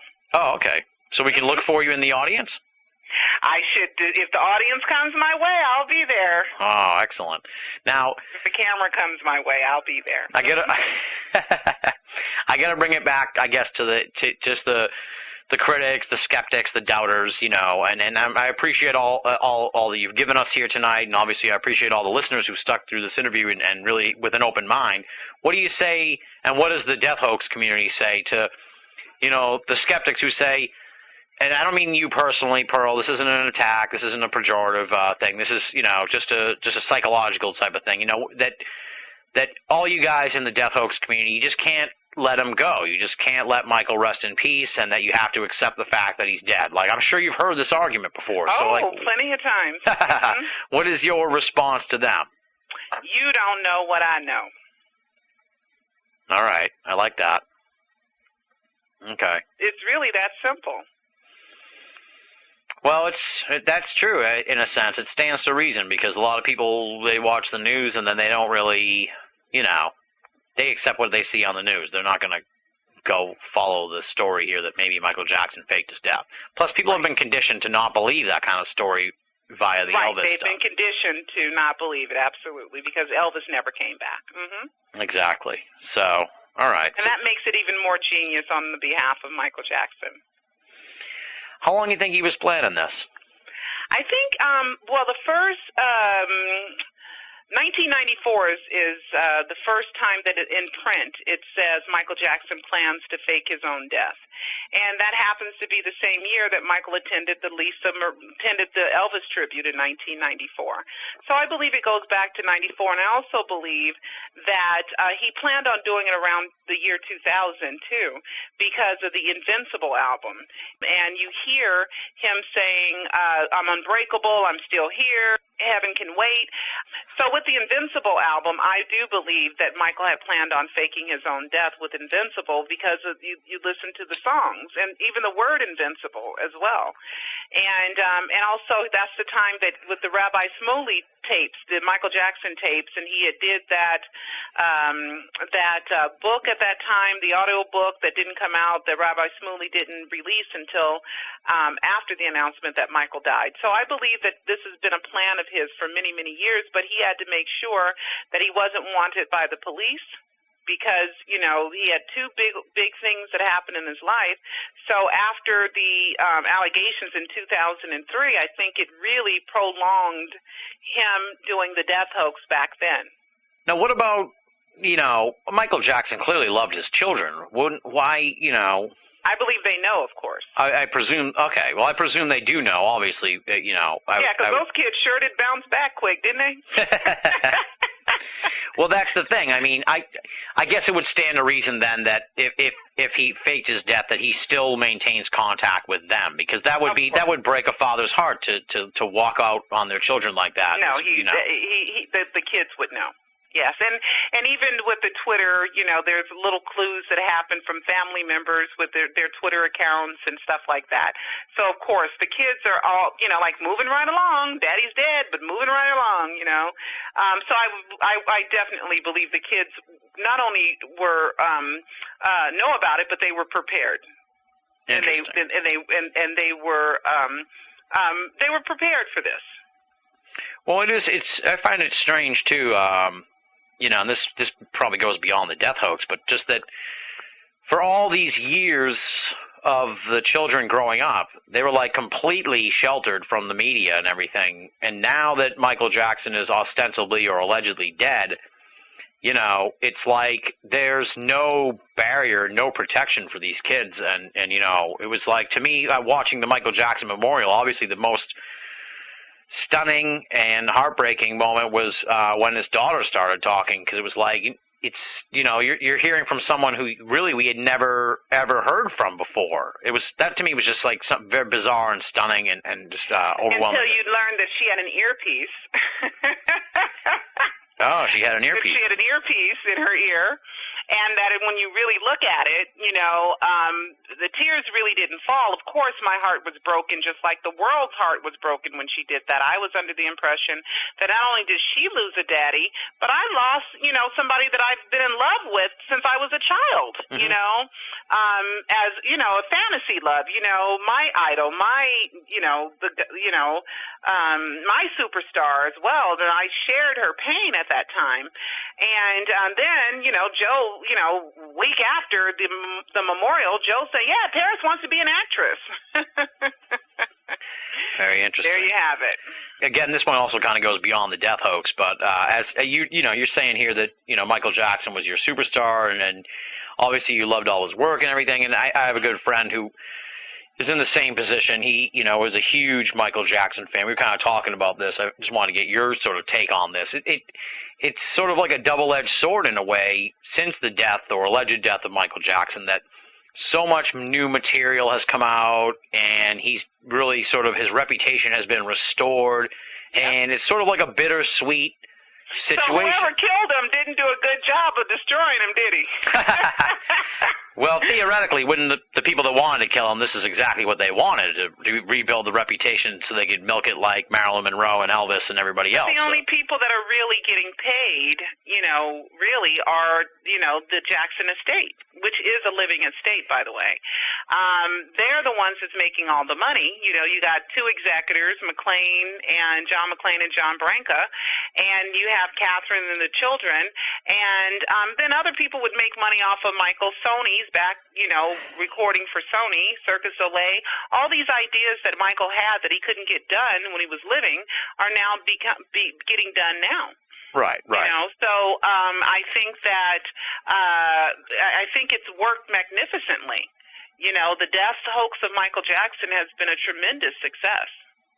And like to get back to sort of the question I had, just as a fan, how does that make you feel to see him vindicated, you know, and back on top, but at the same time he's ostensibly gone?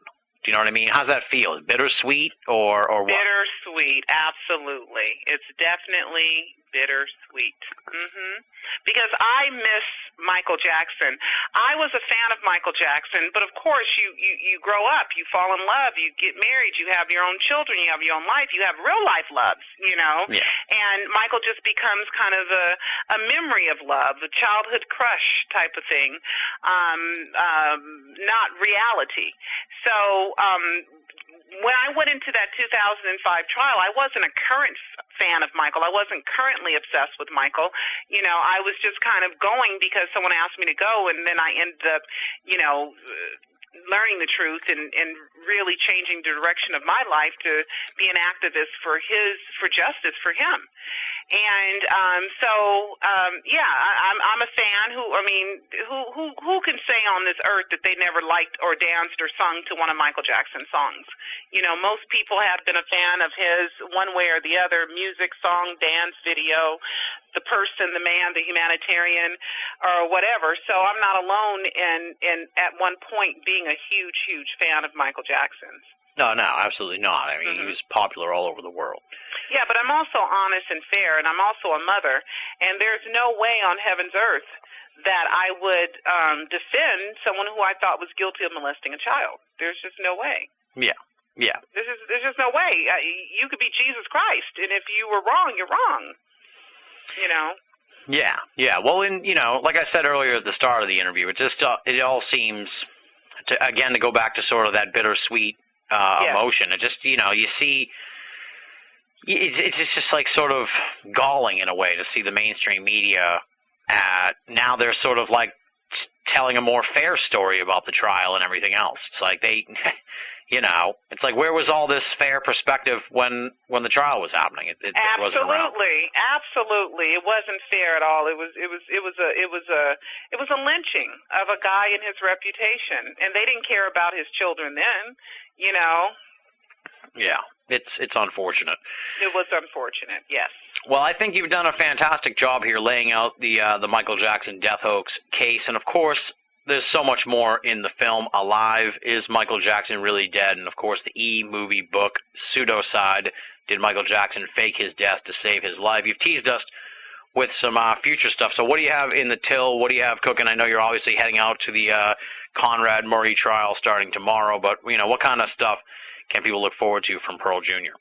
Well, please just log on to MichaelJacksonInsider.com, and there's other stuff on there. There's a lot of more videos on there. So if you're in a Michael fanatical state, there's a lot of new, surprising, shocking information that is on that website. And I have been preparing and keeping up with my notes to write Pseudocide 2, and I will do that. And then we may follow it up with another documentary. Sounds good. Well, I hope if Michael Jackson comes back, that you get the credit you deserve, and that he brings you up on stage, maybe on that big return concert. And give me a big, huge hug. There you go, exactly.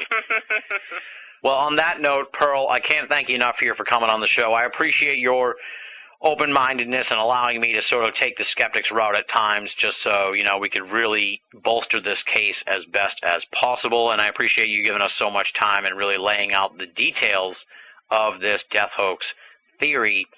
Like I said, I first saw the movie and was like, what is this? This is, you know, I can't believe someone has this opinion. And then having watched the movie, it really gave me a lot of food for thought. And I'll be keeping an eye on this whole Michael Jackson story over the years and seeing how it develops. And quite frankly, at this point, I would not be surprised if Michael Jackson just popped up out of nowhere and made some big comeback in the next few years. It does not fall beyond the realm of possibility in my mind, and that's thanks to your outstanding work and the work of the folks in the death hoax community as well. We can't forget them. So thanks again for coming on the show, Pearl. Thank you so much. That does it for this edition of BOA Audio Season 6. Big thanks to Pearl Jr. for coming on the show. Check out our website, www.michaeljacksoninsider.com. Moving right along now, it's time for BOA Audio listener feedback, and we got one long one, two short ones, one's a response, and I want to do a plug before I get into that. So a lot to talk about here. I want to plug an upcoming appearance. I'll be on Paul Eno's Behind the Paranormal this coming Sunday, October 16th from 7 to 8 p.m., and you can find out more about that at behindtheparanormal.com. Now let's dive on into the BOA Audio listener feedback mailbag. The first one comes from Julie, no hometown listed, but residing in Massachusetts.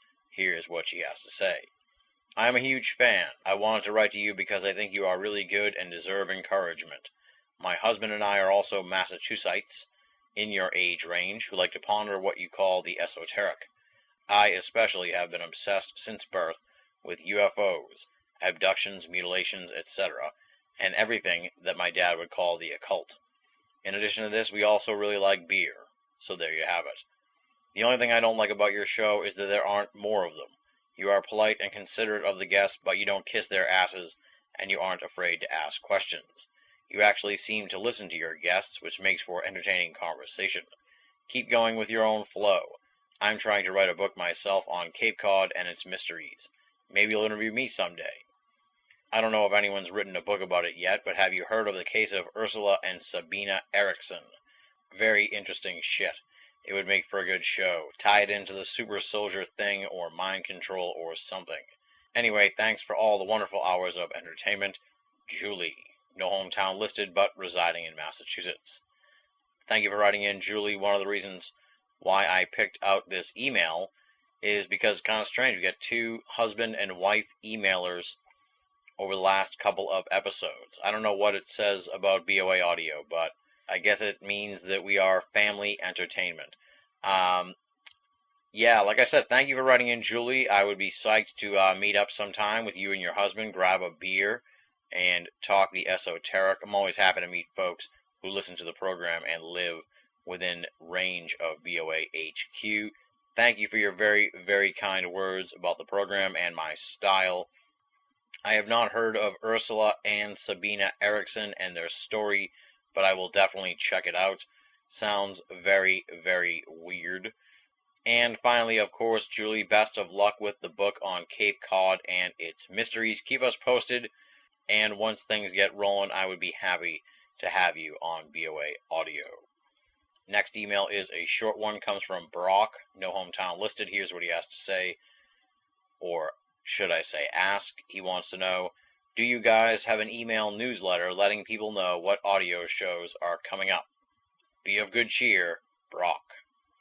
No, Brock, unfortunately I do not have an email newsletter letting people know about upcoming shows. Part of that is just because this entire operation is haphazard at best. So adding the additional stress and strain of a newsletter would be a huge problem for me, and something that quite honestly would get easily forgotten by me over the course of about a month. So no newsletters from us. Just stay tuned to binallofamerica.com, BINNALL of America.com, for updates on future editions of BOA Audio, or stick around to the end of the program where we give a pretty lengthy preview of the next edition of the show and read emails from folks like you. Final email is a response to the end of last week's program. It comes from John in China, also known as the Meanie. Folks who tuned in last week will remember that John wrote a very dastardly email criticizing me for the lack of programs in September, and I flailed at him at the end of the show. Well, he wrote back this week in response. He says, "Touché. At least the drought ended with a good hard rain. Keep up the great work, John in China, also known as the Meanie." Thank you for responding, John. It's good to know you have a sense of humor about things. I was sort of just poking at you at the end of the show last week, and it's good to know that you're not flipping out that I chastised you at the end of the program. Best of luck over there in China. Hope everything's working out for you there, pal, and I'll keep an eye out for the invading armies. Maybe there'll be a BOA Audio fan in the midst named John. those are the emails here this week for BOA audio listener feedback. Tried to keep it a little short this time around. Want to give a shout out to Mary in Seattle, who sent a very long email about spontaneous human combustion. I want to read that very badly, but I'm not going to do it this week here on the show. So we'll tackle that next week. That might be a standalone email for BOA audio listener feedback because it's about 6 paragraphs long, but very well written and very thoughtful. So I want to get to that next time on BOA audio listener feedback. Mary in Seattle, sit tight. Your missive has been heard, and next week it will be read. But what about all the other folks out there who want to correspond with me and send me some emails and thoughts on BOA audio as well as Banal of America? That's simple. There are a number of ways to get in touch with me. You can write to boaaudio@hotmail.com or go to banalofamerica.com, BINNALL of America.com, and click the contact button. And of course, the final method is to join up at the official BOA forum, the usofe.com, THEUSOFE.com. If you can't tie together all those letters, head on over to BOA and click the forum button. Want to mention that there is a very spirited and lengthy conversation going on at the BOA forum between a variety of members who tuned into last week's Butch Witkowski episode and have had a lot to say about the end of that program. So, if you're interested in the Butch Witkowski controversy, head on over to BOA's Paranormal Playground, theusofe.com, because the conversation continues there. And I also should mention here, since I'm calling for the usual correspondences, if that's even a word, from the BOA audio listeners, that I have really fallen behind on the inbox, but I'm going to tackle that stuff this week and start getting back to folks. Some people, I read their emails on the show, I don't even write back to them, let them know that I got their emails. So I got to send emails to those folks. I got to get in touch with all the people who've been writing me over the last 6 weeks or so. I've read all your emails, trust me, I just have not had the time to respond, and I'm going to get back to you guys post haste, I promise. And the final plug here for getting in touch with us, that of course is the social networks, Facebook and Twitter. Head on over there, punch in Banal, BINNALL. That'll bring up my profile. Feel free to befriend me, follow me, or poke me. We'd be happy to have you as part of our online circle of friends. Now, if you'll indulge me, please sit back while I thank the outstanding and esteemed BOA staff. Leslie, Chiron, Regan Lee, Joe V, Tina Senna, Rochelle Hawks, Richard Thomas, Marla Pena, Bruce Pretty, Tony Morrill, our contributing cartoonist Andy Carolyn, and our webmaster Jeremy Boston. We say it all the time here at the end of the program, but it is the truth, my friends. If you're only listening to BOA audio and you're not reading the columns at Banal of America, then you're only getting half the story. BOA, make it a part of your everyday search for esoteric news and opinion. Now comes the time in the program where I finish my proverbial song to a light smattering of applause, and then gesture hungrily towards my guitar case and ask you to throw some change in the bucket. I think I mixed like 8 metaphors there, but the point is now is the time in the program where I ask you to make a donation to BOA and BOA Audio. How do you do that? That's simple. You can go to banalofamerica.com and click the PayPal button. That'll bring you through to the PayPal website. It's very secure, and they will walk you through the process on making a donation.